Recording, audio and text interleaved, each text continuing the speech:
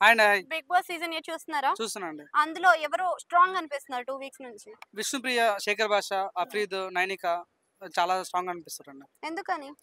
మీరు చూడండి విష్ణుప్రియ ఒక విషయం నాకు బాగా అనిపించిందండి. మొన్న మన సోని ఒక మాట అంది. ఏదో కామెడీ విషయం మాట్లాడుతుంటే అడల్ట్ అనే పదం వాడింది. హ్మ్. నిజంగా తను సోని చాలా రకాల తను ట్రోల్ అని చూసినప్పుడు ఎంత ఇబ్బంది పెట్టినా తను చాలా స్ట్రాంగ్‌గా ఉంటుంది. అంతేందుకు నిన్న చూడండి నువ్వు బట్టలేసుకునే విధానంలో చాలా తప్పుంది. నీకు ఫ్యామిలీ చూస్తారు లేదా మా ఫ్యామిలీ చూస్తారని మాట్లాడింది.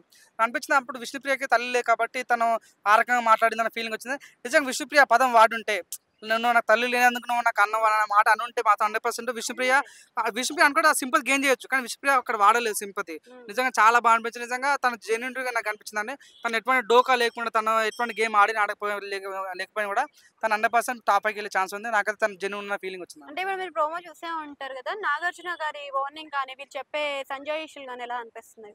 నాగార్జున ఈ రోజైతే నాకు పోయిన సాటర్‌డే అయితే చాలా డిసప్పాయింట్ అయ్యాను నేను. ఏదేదో వార్నింగ్ ఇస్తాడు, నాగమణికంటే వార్నింగ్ ఇస్తాడు, చాలా మందికి వార్నింగ్ ఇస్తాడు అనుకున్నా గానీ, ఏం లేదు ఈసారి అయితే గన్ తీసుకొని వచ్చిండు. చాలా గట్టిగానే ఫైర్‌లో ఉన్నాడు. యష్మికైతే ఇచ్చి పడేసాడండి. నిజంగా చాలా బాగా అనిపించింది. అయితే చీఫ్‌గా తను ఫెయిల్ అయింది కాబట్టి చాలా మంచి చూపించాడు. నాకు నచ్చింది. నాగమామ హోస్టింగ్ చాలా బాగా అనిపించింది. అంటే సోనియా ఇంకా యష్మి చాలా ఓవర్ చేస్తున్నారు. మినిమమ్ హ్యూమానిటీ యూజ్ చేయట్లేదు అంటున్నారు కదా! మీరేమనుకుంటున్నారు దాని గురించి? నిజమండి. నిజంగా సోనియా అయితే చాలా ఓవర్‌డోస్ అయింది. తను ఆడపిల్ల కాదు నిజంగా ఆడపిల్లి అని చెప్పుకోవచ్చు. తను ప్రతి చిన్న విషయానికి ఓవర్‌డోస్ మాటలు గాని, అడల్టరీ పదాలు వాడటాలు గాని, అసలు నిఖిల్ దగ్గరికి పోయి నువ్వు సిగరెట్ మానేయరా నువ్వేమన్నా ఇస్తానంటాలు గాని, నాకు ఈమె ఆర్య 3 గుర్తొస్తుంది నాకు నిజంగా. ఆ నిఖిల్‌ని హగ్ చేసుకుంటది. ఇక్కడ మన పృథ్వీనాథ్ పృథ్వీని హగ్ చేసుకుంటది. అది మన అభయ్ నవీన్ అభయ్ నవీన్. అసలు తను నాకు బేబీ 2.0 గుర్తొచ్చిందండి. నిజంగా తను ఎక్కడి వరకు వెళ్తానో నాకు తెలవదు రితికా గాని క్యారెక్టర్ ఏమైనా పోషిస్తుంది అనుకోవచ్చా మరి రితిక తను? క్యారెక్టర్ పోజిస్తుంది, రాధిక క్యారెక్టర్ పోజిస్తుంది, వైష్ణవి క్యారెక్టర్ పోజిస్తుంది, మన ఆర్ఎక్స్ హండ్రెడ్ హీరోయిన్ పాత్ర పోజిస్తుంది. తనైతే అన్ని పాత్రలు న్యాయం చూస్తున్న ఫీలింగ్ వచ్చింది.